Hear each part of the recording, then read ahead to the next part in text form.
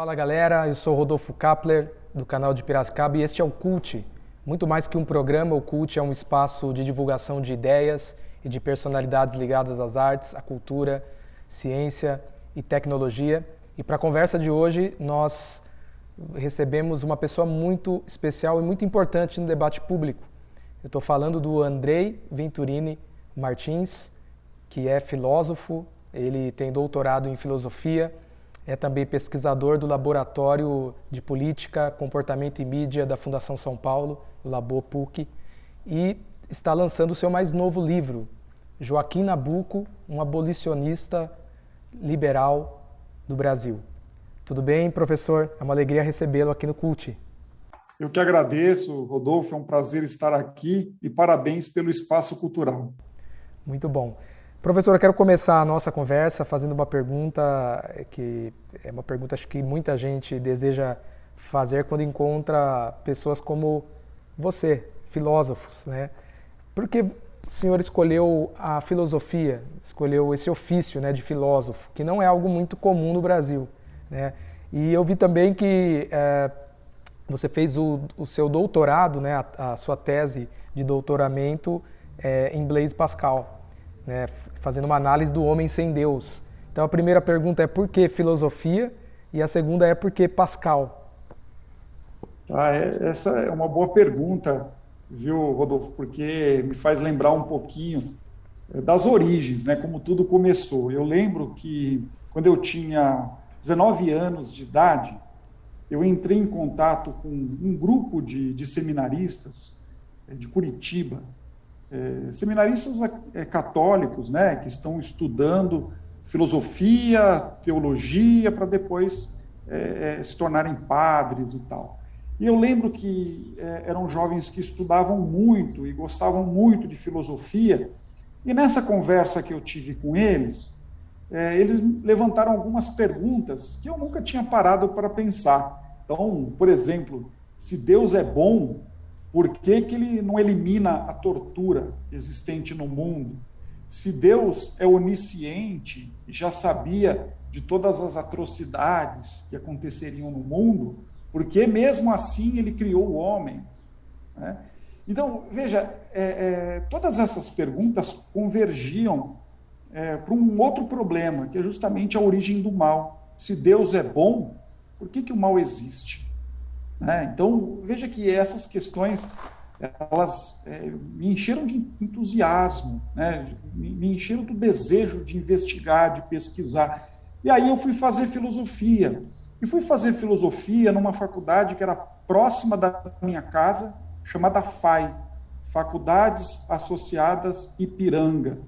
E eu não posso deixar de lembrar, Rodolfo, alguns professores, alguns nomes que eu acho que incrementaram ainda mais esse meu desejo de estudar filosofia. Então, por exemplo, eu tive um professor de lógica excelente, chamado Manuel, professor de metafísica, foi um padre, chamado Padre Fernando, professor de filosofia contemporânea, chamado Juvenal Savian Filho, o professor de ética era um padre chamado Edélcio. Mas teve três professores que me ajudaram muito. Um deles foi o professor Enio Brito, que foi meu professor de teoria do conhecimento. Inclusive, a gente trabalhava a teoria do conhecimento e análise de textos. E muitas vezes ele trazia textos de brasileiros. O próprio Gilberto Freire, um padre chamado Henrique de Lima Vaz. Né? E veja que esses textos eles serão fundamentais para a confecção desse livro que eu acabei de publicar. Inclusive, eu revisitei esses temas que eu tinha estudado lá na minha graduação. Então, eu devo muito ao professor Enio Brito. Um outro professor que eu queria fazer menção é o professor Domingos Zamanha. Olha, Rodolfo, o professor Domingos Zamanha, eu tenho uma admiração enorme por ele. É a pessoa mais educada que eu já conheci na minha vida.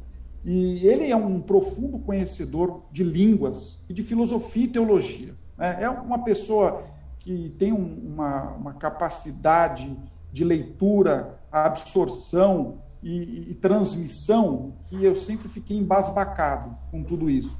E ele foi tradutor da Bíblia de Jerusalém, existem alguns livros da Bíblia de Jerusalém que ele traduziu, é tradutor da Suma Teológica, e ele foi o primeiro professor que me apresentou Blaise Pascal.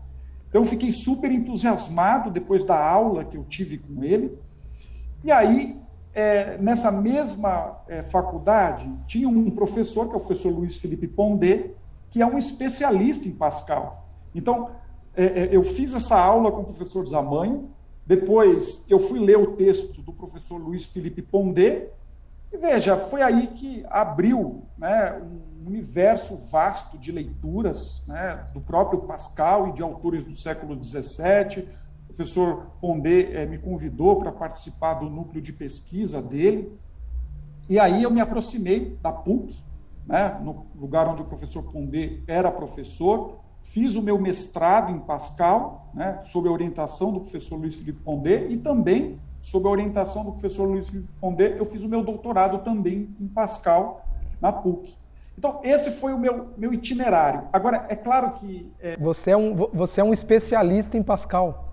Um especialista em Pascal, mestrado e doutorado no Pascal. Sim, sim. Agora eu acho interessante pensar um pouquinho, e aí, para responder a sua segunda pergunta, né? Mas por que o Pascal? Por que, em meio a uma quantidade enorme de autores que me foram apresentados, eu escolhi o Pascal? Eu acho que o Pascal ele tem uma sensibilidade muito precisa e elegante em relação à condição humana. É um autor que nos convida a pensar a condição humana. Então, eu acho que isso me encanta. Eu lembro que, na época, Rodolfo, o professor Luiz Felipe Pondé me indicou uma obra do Freud chamada O Futuro de uma Ilusão. E lá pelas tantas, nessa obra, o Freud diz o seguinte, estou pensando aqui um autor do século XX, né? Está na passagem do XIX para o XX, mas as grandes obras do Freud estão no século XX. O Freud diz o seguinte, que a criança ela tem que sair da sua condição infantil em algum momento e ir em direção à vida hostil. E é justamente esse direcionamento para a vida hostil que vai promover algo importante, que é uma educação para a realidade. O que Freud está dizendo é que uma educação para a realidade, uma educação da condição humana é importante, é fundamental. E aí eu volto para o Pascal, porque parece que o Pascal é esse pensador, que faz uma análise da condição humana e, de alguma maneira, nos ajuda o seu leitor a lidar com a condição humana. Existe um conceito que é muito conhecido no Pascal, em francês é divertissement, né? Pode ser traduzido como divertimento, mas o que o Pascal está dizendo é que nós não conseguimos ficar de braços cruzados num quarto olhando para si mesmo. Porque esse ficar parado olhando para si mesmo é insuportável. Então nós buscamos uma quantidade enorme de atividades a fim de suprir essa dor de ficar parado, né? Essa dor de ter que lidar com a sua própria condição. Então, veja, o divertissement é uma espécie de desvio da nossa condição insuportável. Que condição insuportável é essa? Né? É uma condição na qual, quando não fazemos nenhuma atividade, quando ficamos parados, nos sentimos entediados. O termo que ele usa é ennui. Ennui pode ser traduzido como tédio, mas é uma espécie de tristeza profunda. Então, Pascal está fazendo uma análise da condição humana, dizendo o seguinte, ou nós estamos em meio à miséria do divertimento, é uma miséria porque a gente está sempre procurando preencher o nosso vazio, né? E esse vazio que o Pascal fala, que é um vazio infinito, é um vazio do tamanho de Deus, que está presente no nosso coração, e nós tentamos preencher esse vazio com as coisas finitas. E todas as vezes que alcançamos uma dessas coisas que nós projetamos, nos decepcionamos e aí buscamos outra e continuamos no movimento. Aí o Pascal diz, quando o movimento cessa, porque o sujeito fica cansado, esgotado, nós caímos no tédio, na tristeza profunda. E a tristeza profunda é um sentimento de angústia, de desespero, por vezes de terror. Tem um autor que eu gosto muito, chamado Bernanos, inclusive é um francês, mas no momento da Segunda Guerra Mundial ele veio para o Brasil, se autoexilou, né? E ele escreve um texto chamado O Diário de um Pároco de Aldeia. E nesse texto ele traz uma imagem, Rodolfo, que eu acho que ela fala muito do tédio pascaliano. Ele diz o seguinte: imagine só uma pessoa que está parada, ela não consegue se mexer, e existe um pó que começa a entrar no olho, no nariz, na boca, no ouvido, e você não consegue se mexer, aquilo vai dando uma angústia, vai aumentando o desespero, e aí o Bernanos diz o seguinte: em algum momento você precisa se mexer, justamente para espantar o tédio. Então, o Pascal está dizendo que a condição humana funciona dessa forma. Ou nós estamos na miséria do divertimento, do desvio, sempre buscando suprir esse vazio infinito, ou estamos afundados no tédio. Então, não tem como sair muito disso. Mas eu acho que tem uma coisa importante, e aí eu termino esse ponto, que o Pascal fala que, veja, é necessário conhecer a nossa própria condição. Ele está dizendo um pouco de divertimento, de desvio, é importante para que a gente não se afunde no tédio. Então, vamos pensar, vamos trazer essa filosofia para o chão. Foi uma das coisas que eu aprendi na FAI, trazer a filosofia para o nosso cotidiano. E é interessante que o Pascal está dizendo o seguinte, né? É claro, eu estou usando aqui de um exemplo. A pessoa está triste, ela não consegue se mexer, ela está na casa dela, não tem com quem conversar, começa a se sentir mal. Às vezes é fundamental ter a iniciativa de ligar para alguém, né? Vamos fazer alguma coisa, às vezes bater papo, às vezes jogar conversa fora. Você se desvia, você sai daquela condição que começa a tragar você e deixar você paralisado. Então, de alguma maneira, o divertissement, o desvio é importante, mas aquele que vive só no desvio fica um pouco lelé, fica um pouco bobo, né? Desvio demais é desespero. Agora, por outro lado, e isso é importante, o Pascal está dizendo o seguinte: aquele que está no tédio, na tristeza profunda, ele está mais próximo de si mesmo, ele está mais próximo do conhecimento de si. Então, eu acho isso importante porque, às vezes, a pessoa ela está em meio à multidão e sozinha. Veja que alguém que está sozinho, separado da multidão, às vezes está melhor acompanhada, às vezes não está tão sozinha, porque está mais próximo de si, ao menos tem a companhia de si. E esse tédio pode ser a mola para a criatividade, para que a gente possa pensar uma vida que vale a pena ser vivida. Então, esses são alguns dos motivos que me levaram a estudar Blaise Pascal. Você introduziu vários elementos que abrem espaço para muitas perguntas, né? Só vou fazer um comentário. Eu penso que as redes sociais talvez seja aí um grande divertimento. Né? A gente às vezes acaba tentando suprir esse vazio, né? Essa sensação mesmo de vazio existencial nas redes sociais, né? Eu acho que aí pode ajudar muito, mas em muitos momentos atrapalha as pessoas também, né? Elas não conseguem desenvolver um autoconhecimento, porque elas estão a todo momento se expondo. E eu acho que essa reflexão aí, ela é muito pertinente. Eu concordo contigo, viu, Rodolfo? Inclusive, eu acho que existe aí uma cisão, um hiato entre aquilo que é exposto nas redes sociais e aquilo que a pessoa está vivendo de fato. Um exemplo muito evidente disso são jovens que, por vezes, no domingo publicam uma foto que estão bem, e aí na segunda cometem suicídio. Sim. Bom, parece que tem aí um hiato, um buraco entre aquilo que é apresentado nas redes sociais e aquilo que as pessoas estão vivendo. Então é interessante que parece que as redes sociais, as mídias sociais, elas estão sendo usadas como uma forma de invenção de si.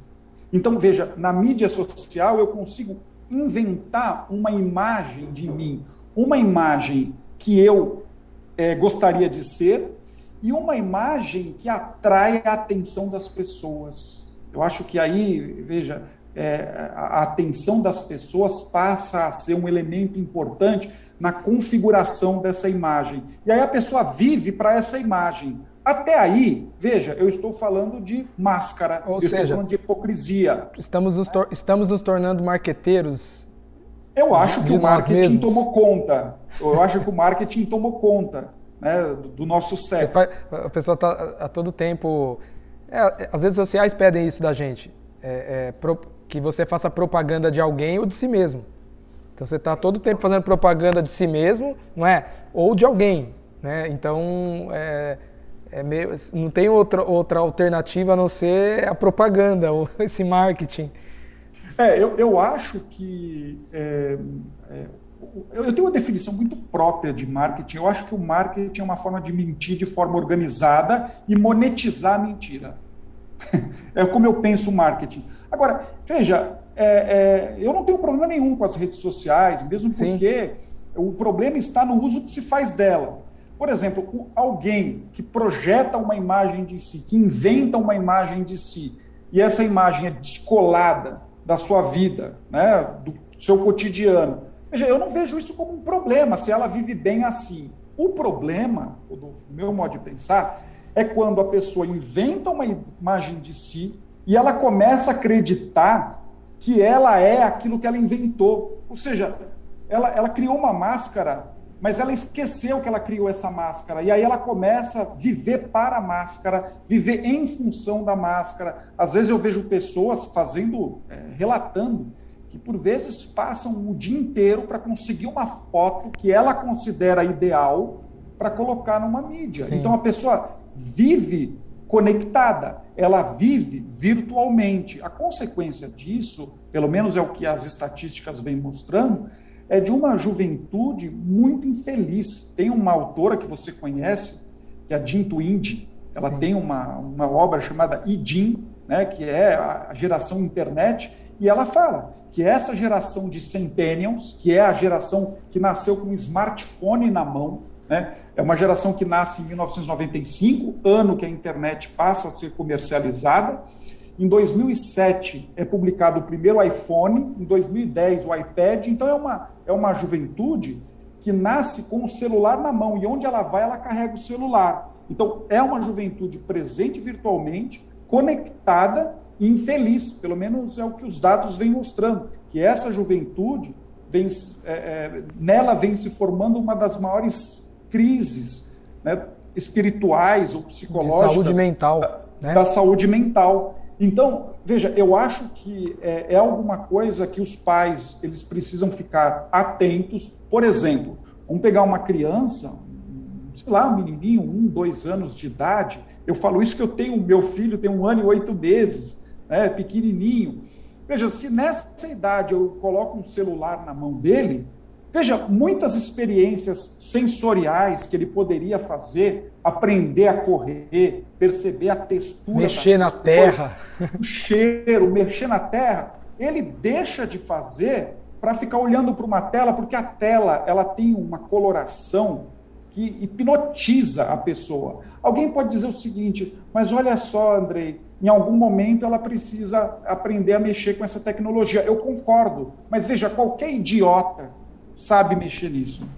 Qualquer mentecapto consegue mexer nisso. Eu estou dizendo o seguinte, que não precisa muita ciência. A experiência de 3 dias e meio com o iPhone, a pessoa aprende a mexer com aquilo. Então, o pai que puder protelar ao máximo esse encontro com as telas, eu acho que isso pode ser favorável. Não estou dizendo que as crianças, umas vão ser melhores, outras vão ser piores, mas eu acho que é importante que a criança faça outras experiências, né? E, veja, essas experiências elas são fundamentais para a formação da criança. Agora, tem um outro ponto, né? Esses filhos de pais que também estão acostumados com o celular, né? São pais que, por vezes, delegam todo o seu tempo, que deveria, por vezes, aquele tempo que deveria ser destinado à criança, né, deixa a criança sob cuidado do celular, porque é muito mais fácil. Você vai num restaurante, você quer comer, né, você entrega um celular para ele, ele fica olhando para aquilo. Vira uma babá. Claro, se você está na sua casa, sei lá, sábado, domingo, chega o momento do domingo que você está cansado, a criança precisa de atenção, você dá um celular para ela, uma tela, ela fica olhando para aquilo hipnotizada. Então, veja, educação é alguma coisa que demanda um esforço muito grande também por parte dos pais. E assim como no passado, por vezes, a educação era delegada, você pega um pai que tinha 10 filhos, ele não tinha como dar atenção para os 10 filhos. Hoje, os pais têm 1, 2 filhos, mas dividem a educação com o celular. Então, é muito cômodo educar com as telas. Difícil educar sem as telas, mas isso pode ser favorável para a criança. Não que a criança vai ser melhor do que as outras, nada disso. Pode ser favorável, porque leva essa criança a ter outras experiências. Só para você ter uma ideia, Rodolfo, eu conheci professoras de educação física da rede estadual que me disseram o seguinte, que elas precisam dar aula de corrida, ensinar a criança a correr. A criança não sabe correr, corre e não sabe movimentar o braço direito. Mas por que isso? Justamente porque estão muito mais coladas às telas do que a vida cotidiana, que por vezes permite que a criança corra, jogue futebol. Sim. Veja, tenha o contato com outras pessoas. Olha, ter o contato com outras pessoas, com outras crianças, e não ficar só presente virtualmente, isso pode ser altamente favorável, porque quando você entra em contato com o outro, é sempre muito difícil. Contato com gente é sempre complicado. E para você manter um bom contato, você precisa também ler os sinais que o outro apresenta. Então, esse contato físico é fundamental, né, para a vida social. Agora, jovens que só estão em contato pelas telas, eu acho que isso pode ser desfavorável no processo de relação humana. Lembrar que as relações humanas podem causar muito sofrimento. Então, veja, relacionar-se com o outro demanda aprendizado. O Freud, ele tem um texto chamado O Mal-Estar da Civilização, que ele diz assim que as relações humanas são fontes de boa parte do sofrimento. E aí, lá pelas tantas, ele vai dizer o seguinte, olha, qual é a saída? A solidão. Veja, é uma saída irônica, porque ele está dizendo o seguinte, se você estiver em contato com as pessoas, você vai sofrer. Veja, o Sartre, né? O inferno são os outros, né? São os outros. Então, o contato com o outro é sempre difícil. Imagina a relação chefe-funcionário, funcionário-chefe. Né? É sempre muito difícil. As relações amorosas, casamento, é sempre muito difícil. Né? Agora, vamos resolver isso, a solidão. O Freud fala isso de forma irônica, porque ele está dizendo o seguinte, a solidão também é difícil. Então, veja, seja qual for, né, a escolha que façamos, é difícil. Então, ser humano, tornar-se humano, lidar com a condição humana, é sempre muito difícil. Né? Então, eu vejo que hoje as mídias sociais são instrumentos relevantes para que possamos fazer um diagnóstico do contemporâneo. Sim. Professor, vamos falar um pouquinho do seu novo livro. O senhor acaba de publicar o livro Joaquim Nabuco, um abolicionista liberal do Brasil. Fala um pouquinho para quem está acompanhando a gente, nem todo mundo sabe quem foi Joaquim Nabuco, né? E qual foi a sua maior contribuição ou as suas maiores contribuições. Isso pode despertar aí a curiosidade de quem está acompanhando a gente no canal para até buscar o seu livro, ter acesso ao seu livro. Essa é a ideia aqui também da nossa entrevista, da nossa conversa. Obrigado, Rodolfo, pela oportunidade de falar um pouquinho desse trabalho.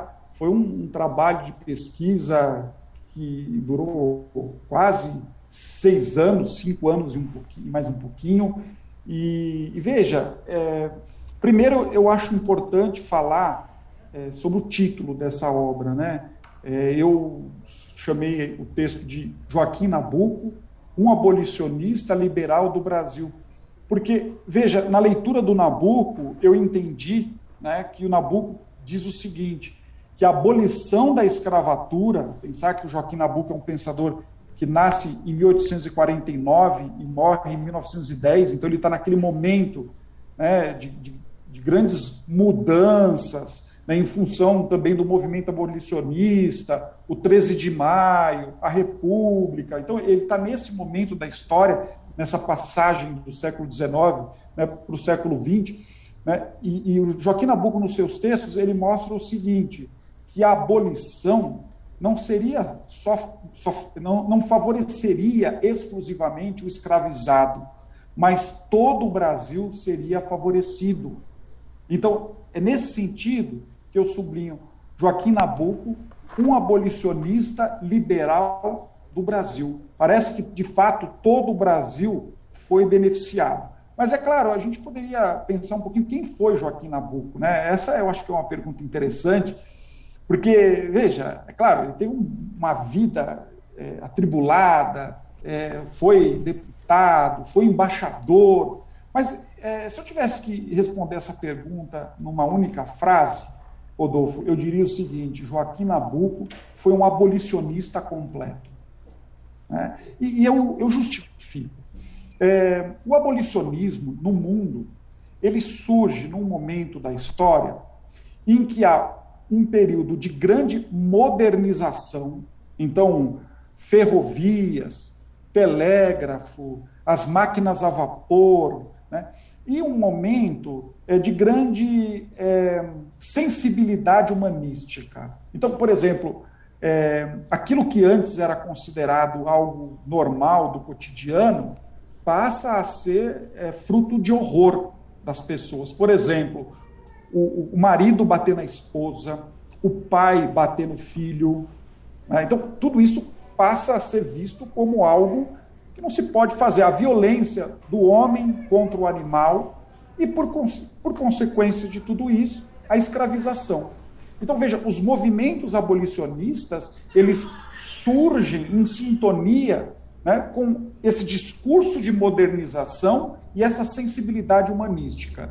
Eu gostaria de mencionar aqui 3 grandes movimentos abolicionistas que serviram de repertório para os brasileiros. Então, o abolicionismo inglês é um abolicionismo barulhento, né? Um abolicionismo do meeting. O meeting é um encontro que se faz na praça pública, eles colocam lá um púlpito e eles começam a falar, né? Olha, criticar a escravidão. Então, eles faziam muito disso, panfletagem, artigos no jornal, na imprensa, livros, uso da cultura, ou seja, do teatro, da literatura, para criticar, né, essa instituição nefasta que é a instituição escravocrata. Esse é o abolicionismo inglês. Eu diria o seguinte, que Joaquim Nabuco, ele congrega na sua pessoa todas essas características.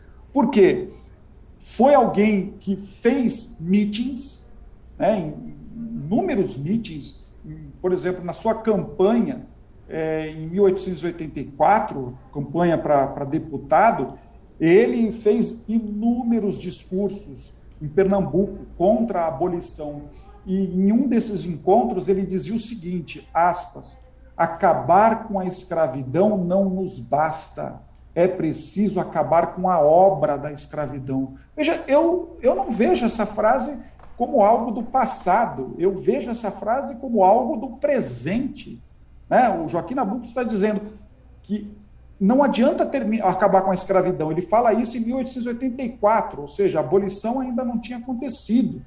Ele está dizendo o seguinte, que não adianta terminar com essa instituição por um decreto, porque a escravidão ela vai deixar marcas na história. Então, veja, ele fazia esses meetings, escreveu inúmeros artigos em jornais, era alguém que usou o púlpito, né, da política para fazer também um discurso contrário à escravidão.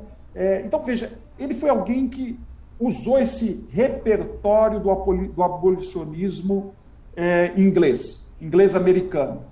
Agora, existe um outro repertório, que é o abolicionismo francês, que é um abolicionismo palaciano, que é um abolicionismo daquele que vai conversar com o rei, que vai conversar com o deputado, com o senador. O grande representante desse movimento, né, no Brasil, foi André Rebouças.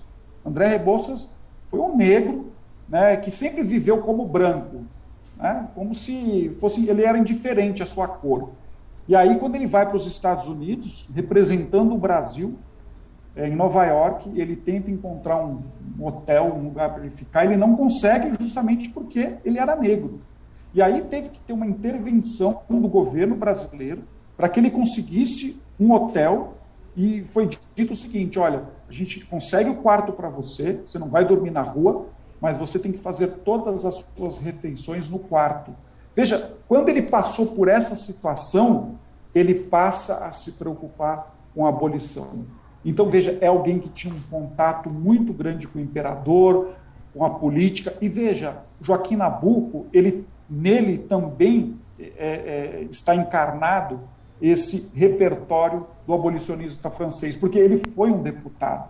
Ele fez inúmeros discursos contra a escravidão. Ele batalhou durante muitos anos, teve 4 mandatos, batalhou praticamente durante 3 mandatos, porque o 4º mandato a abolição já tinha ocorrido, mas durante 3 mandatos ele batalhou bastante contra a escravidão. Então nós podemos dizer que esse repertório também está contido nele. E por fim, o repertório do abolicionismo haitiano, que é um abolicionismo mais violento, porque no Haiti houve uma rebelião dos escravos, né, contra os senhores, e veja, isso derramou muito sangue. Então, muitas insurreições, né, que foram né, elas foram reprimidas, né? Reprimidas. Então, isso, veja, estava também no abolicionismo brasileiro, né? E veja, o Joaquim Nabuco, ele acoita um escravo de 19 anos, algo que era proibido, né? Muito próximo da abolição, ele sobe no púlpito da Câmara dos Deputados, e ele diz o seguinte: os soldados brasileiros devem cruzar os braços e não atender às recomendações dos seus superiores para capturar escravos que fugiram. E ele instiga os soldados a cruzarem os braços. Veja, isso é uma característica do repertório haitiano. Então, é nesse sentido, Rodolfo, que se eu tivesse que falar de Joaquim Nabuco em uma frase, eu diria que ele é um abolicionista completo. Nele está contido o repertório de inúmeros abolicionistas pelo mundo. Eu falava daquela frase, né? É uma das figuras mais importantes da nossa história. Sem dúvida. E sabe que eu tenho um amigo, pastor, e numa das pregações dele, era um congresso de jovens, né, cheio de gente. E aí ele falou assim: você aí, falando pra garotada, né? Você tá aí, você quer mudar o mundo, você acha que você sabe mais que seus pais, você não sabe nem quem é Joaquim Nabuco. Então primeiro vai saber quem é Joaquim Nabuco, para depois você querer mudar o Brasil. Eu lembro dessa frase, foi em 2017 isso. Eu achei muito engraçado, porque é verdade, né? O cara quer mudar o Brasil, mas não conhece nem a própria história, né? Pois é, você sabe que o Joaquim Nabuco é um pensador que ele tinha um carinho muito especial pelo Brasil. E parece que aquele sentimento de brasilidade, né, de pertença a essa terra, era algo que o comovia muito. Ele dizia o seguinte: quando eu estou no Brasil, sinto saudade do mundo. Ele está fazendo menção à Europa. Mas quando eu estou na Europa, sinto saudade da pátria. Então, ele está dizendo que há alguma coisa que nos conecta com essa terra. Isso é muito verdadeiro. Eu acho que é algo que nos molda, né, a relação com a nossa terra. Mesmo quando nós estamos fora, sempre há alguma coisa que nos remete à nossa própria terra. Então, esse sentimento de brasilidade, o Nabuco, ele soube expressar. É interessante que tem um brasileiro, Darcy Ribeiro, ele tem uma obra chamada O Povo Brasileiro, e ele diz o seguinte, eu acho essa uma das passagens esse livro é maravilhoso, né? É lindo esse livro, eu recomendo, né? Quem está em dúvida o que vai ler nas férias, leia o Darcy Ribeiro, e não vai se arrepender. Mas é interessante que lá pelas tantas, nessa obra, ele diz o seguinte: como é que formou esse sentimento de brasilidade, esse sentimento de pertença a essa terra? E aí ele começa a fazer a seguinte reflexão: olha, o português, né, ele está aqui, aí tem o contato do português com o índio, e aí nasce aquele que o resultado disso nasce o mameluco. E ele vai dizer o seguinte: o mameluco, ele olha para o índio e fala, eu não sou índio. Ele olha para o português e fala, eu não sou europeu. Quem que eu sou? Ninguém. Bom, o contato do branco com o negro nasce o mulato. O mulato, ele olha para o negro e fala, eu não sou africano. Olha para o europeu e fala, eu não sou europeu. Né? Bom, o contato do índio com o negro, né? Nasce o cafuso. O cafuso olha para o índio e fala, eu não sou índio. Ele olha para o negro e fala, eu não sou negro. O que eu sou? Ninguém. Ele diz, vieram mulheres para cá, né? Portuguesas. E existiram pessoas que nasceram do encontro de portugueses aqui no Brasil. E aí nasce o Muzambo. O Muzambo são filhos de portugueses nascidos no Brasil. E ele diz, ele olha para o pai, olha para a mãe e fala, eu não sou europeu. Mas o que eu sou? Ninguém. E aí o Darcy Ribeiro diz assim, é justamente esse sentimento de ninguémdade que deu origem, né, àquilo que nós chamamos de brasileiro. Esse sentimento de ninguémdade ganhou um rosto. Então o Brasil ele faz uma ele faz uma afirmação interessante, né, ousada, que ele diz que o brasileiro é um novo gênero humano. É isso mesmo. Ele fala que é um novo gênero humano, diferente de tudo. Ele está quase dizendo que o brasileiro é uma espécie de demiurgo platônico, né, lá do Timeu, que olha lá as ideias e tem uma matéria ideal, né, chamada Cora, e ele mistura as coisas e forma o mundo. Ele está dizendo o seguinte, o Brasil fez desse sentimento de ninguémdade, né, ele fez disso um sentimento de pertença. Então foi assim que o brasileiro inventou a brasilidade. Então nós somos o resultado dessa ninguémdade. Eu acho isso muito bonito, porque o Joaquim Nabuco ele está dizendo que esse sentimento de pertença, vinda da ninguémdade, está em mim, está presente em mim. É claro que hoje, infelizmente, Rodolfo, essa coisa do patriotismo não tornou-se uma espécie de sentimento universal. Parece que isso está alocado em partidos. Exato. Se você usa hoje no Brasil, se você usa uma camiseta da seleção brasileira, sei lá, você coloca uma bandeira do Brasil, você expõe lá na frente, na sacada da sua casa, você é caracterizado, as pessoas já localizam você como um bolsonarista. Sim. Né? Isso tornou-se partidário. Isso é uma pena. É uma pena que isso esteja sendo usado de forma partidária. Eu estou falando de um sentimento de brasilidade, né, como isso se formou, mas que está para além dos partidos. Né? Então, eu estou pensando isso para além dos partidos. Sabe que, falando em partido, o Joaquim Nabuco ele tem uma frase que ele fala isso depois que o Brasil já tinha se tornado uma república. Mas ele diz o seguinte, hoje hoje luto por ideias e não por partidos. Eu achei essa frase muito interessante, porque o que ele está dizendo é que existe alguma coisa que está acima dos partidos. Pouco importa se é república ou se é monarquia, eu luto por ideias. Então, eu tenho isso como os partidos são importantes para a democracia, mas as ideias estão acima, né? Eu acho que hoje, no debate público no Brasil, nós não chegamos ainda nesse entendimento, né? De que as ideias estão acima. Então, peraí, o cara da esquerda não ouço nada do que ele tem a dizer. Ou o cara sei lá, o cara se diz mais conservador, né? Eu não ouço nada do que ele tem a dizer. Não, vamos ouvir todo mundo, vamos conversar com todo mundo, ouvir todo mundo, né? Porque as ideias estão acima. Eu achei muito legal essa frase. A democracia é justamente a nossa capacidade, o espírito democrático é aquele espírito capaz de conviver com aquele que pensa diferente dele. Esse é o espírito democrático. E eu acho que hoje, claro, em função dessa polarização contínua, isso fez com que as pessoas padecessem, e aí é um conceito também do Nabucco, daquilo que ele chamava de reclusão mental. O que é reclusão mental?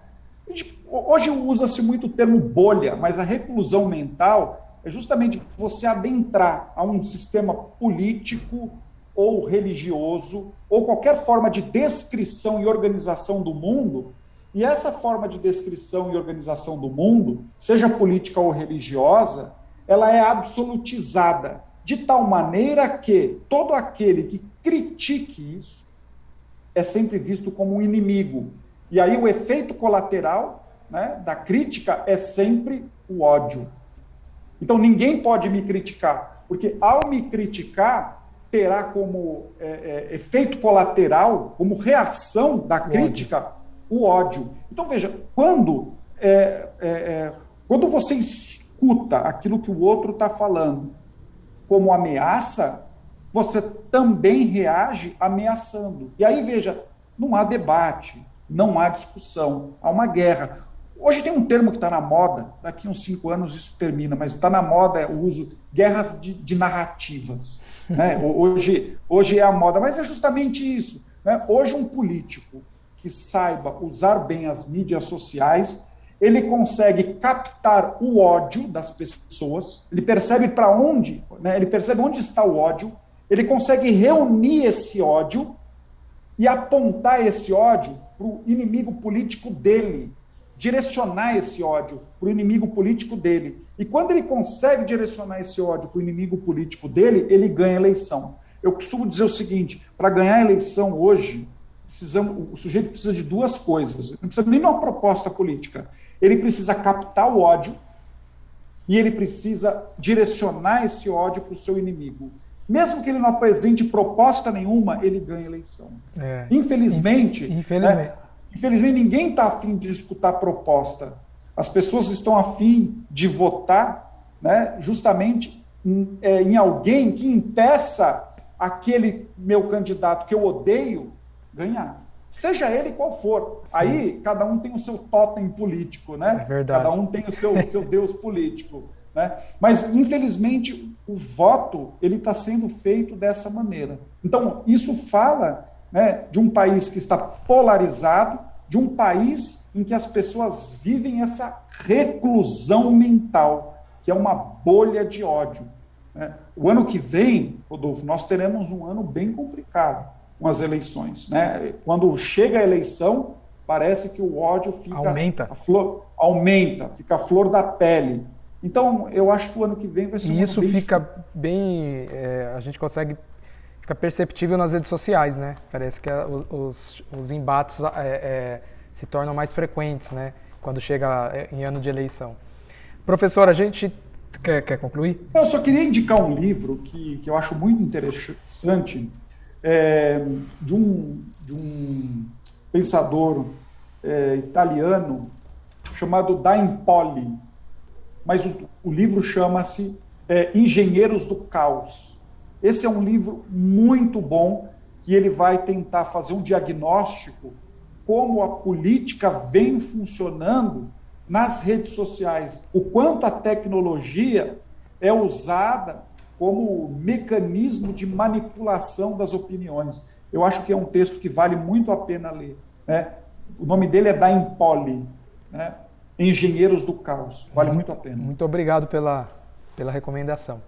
Professor, a gente está chegando aí na reta final da nossa entrevista, infelizmente, né? Porque dá até vontade de fazer aqui um modelo tipo Flow podcast, né? 4 horas de conversa. 4, 5 horas de conversa. E teria assunto para isso. O professor tem muito conteúdo.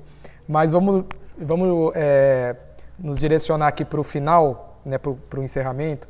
E a gente tem um momento aqui que é o ping-pong. Eu vou apresentar uma palavra ou um conceito e o senhor dá a sua definição. Vamos lá, então? Então, primeiro é filosofia. Eu vejo a filosofia como uma arte, né? Uma arte de viver, e uma arte de viver uma vida que vale a pena ser vivida. É interessante que tem uma obra do Platão chamada Criton, que Platão coloca a seguinte frase na boca de Sócrates: não basta viver, é preciso viver bem. Então, eu vejo a filosofia desta maneira. É uma área que nos ajuda a pensar as escolhas que nós podemos fazer na tentativa de viver o melhor possível, né? Então, veja, essa é uma primeira visão que eu tenho da filosofia. A filosofia como alguma coisa que me ajuda a pensar e que me ajuda a tomar decisões. Mas, por outro lado, eu também vejo a filosofia como uma reflexão que, por vezes, nos leva ao abismo. Nem sempre a reflexão é benéfica. Por vezes, a reflexão nos leva ao sofrimento, à percepção da nossa vulnerabilidade, à percepção da nossa fragilidade. Isso também é conhecimento, isso pode nos ser favorável para lidar com isso, mas nem sempre as pessoas conseguem lidar com isso. Então, veja, nem sempre conhecer a si mesmo é algo que nos faz bem, nem sempre conhecer a si mesmo é algo favorável. Mas tudo isso, se eu tivesse que reunir numa palavra, eu vejo a filosofia como modo de vida. É bem um modelo de pensar do mundo grego. Filosofia como modo de vida. A filosofia, ela tem o seu desdobramento no cotidiano. Ela me ajuda a viver bem. E o que seria viver bem? Viver uma vida que vale a pena ser vivida. Racismo. O racismo é algo muito evidente no Brasil, né? Se a gente começar a pensar, veja, o eco da escravidão, a obra da escravidão, continua entre nós. Eu vou dar só alguns exemplos. Pretos e pardos, eles têm as menores rendas. Pretos e pardos, eles moram em casas, né, que por vezes falta o saneamento básico mínimo, casas que não têm banheiro, casas que não têm água tratada. O índice de mortalidade infantil entre eles é muito maior do que os brancos. Jovens negros são muito mais vulneráveis à violência das cidades, que no Brasil há uma camada aparente de civilização, mas embaixo há uma ação que é ver e lidar com a barbárie. Então, eu acho que a gente vive um momento favorável para isso, e esse discurso, né, contra o racismo, eu acho que é a cura social do Brasil. Quando eu falo cura social do Brasil, 500 aspas, né, porque isso pode favorecer, né, auxiliar esses jovens que são filhos dos escravizados a viverem um pouco melhor. Livros. É justamente a viagem daqueles que não podem pegar o trem. Olha, eu não sei de onde ela tirou essa frase, se foi dela, mas essa frase ela me marcou muito. Então, eu tenho uma vida que ela é pautada pelo livro. Eu, às vezes, quando lembro um momento da minha vida, Rodolfo, eu penso assim, nossa, o que eu estava lendo naquele momento, né? Então, os livros, eles me ajudam, né, a construir uma espécie de estrutura para olhar o mundo, para encarar o mundo. Eu vejo os livros como grandes mensagens de sábios, né, de pessoas que tiveram uma vida pautada pela reflexão, como grandes mensagens que eles concedem para nós. Então, eu não conseguiria hoje vislumbrar a minha vida sem os livros. Então, acho que uma das tarefas do professor é instigar cada vez mais os jovens à leitura. Por último, Jesus Cristo.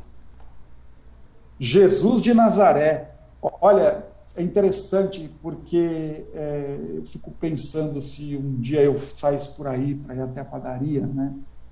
Ou qualquer pessoa saísse de casa, vai até a padaria, vai ao mercado, no açougue, essas coisas que por vezes a gente sai a pé. E aí, se você se encontrasse com Jesus, o que ele diria? Certamente, ele diria alguma coisa que mudaria a nossa vida. Então, eu vejo Jesus como um grande sábio, O Agostinho, ele o via também como um grande sábio, e ele dizia o seguinte: para minha conversão, eu preciso vê-lo como Salvador. Né? Para minha conversão, eu preciso vê-lo como Jesus, como aquele que resgata o gênero humano. Mas eu acho muito interessante que algumas passagens das Escrituras mostram Jesus como um sábio. Eu vou dar só um exemplo muito prático, Rodolfo. Tem uma passagem em Mateus, que você deve conhecer, inclusive, melhor do que eu, que Jesus está sendo tentado pelo diabo, e lá pelas tantas, Jesus está com fome, e o diabo diz, transforme Mateus essas capítulo pedras... 4, né? Pois é, transforme essas pedras em pão.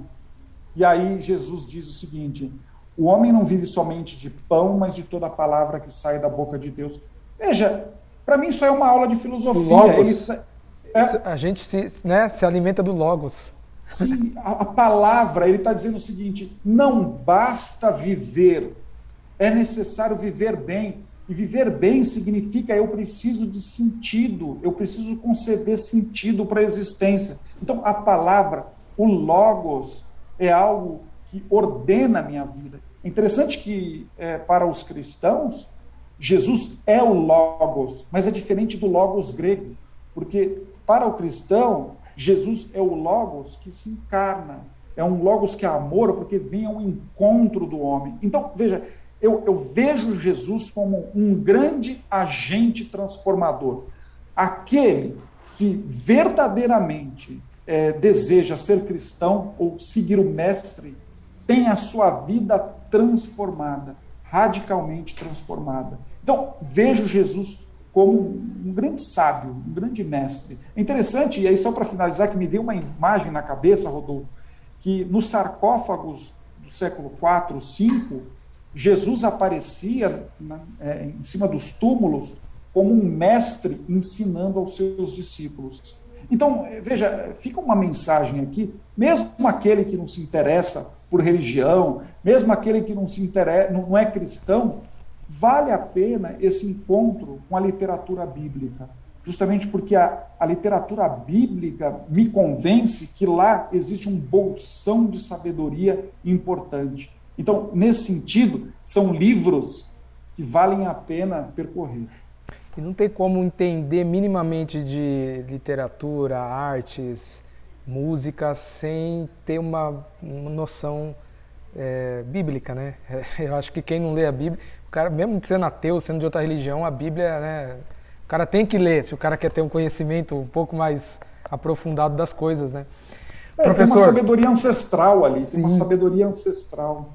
Professor, a gente está chegando agora no momento final, que é o momento cult, onde tanto eu quanto os convidados do programa fazem recomendações de livros. Eu trouxe um livreto aqui, um livrinho, né, fininho, que é Cuidado com o Alemão. Então, no último dia 31 de outubro, a Reforma Protestante completou aí 504 anos. Então, esse livro aqui é do Tiago Cavaco, que é um teólogo português, teólogo batista, protestante, né?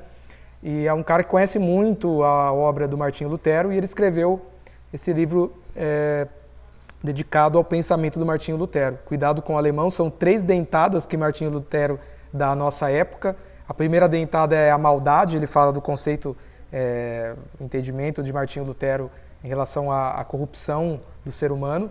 A segunda é a meninada, vai falar muito sobre educação, né? Martinho Lutero foi um grande educador. E a terceira sobre música. Martinho Lutero compôs muitas canções, cantava, e é bem legal esse livro, vale a pena aí para quem quer ter uma introdução, talvez, ao pensamento do Martinho Lutero.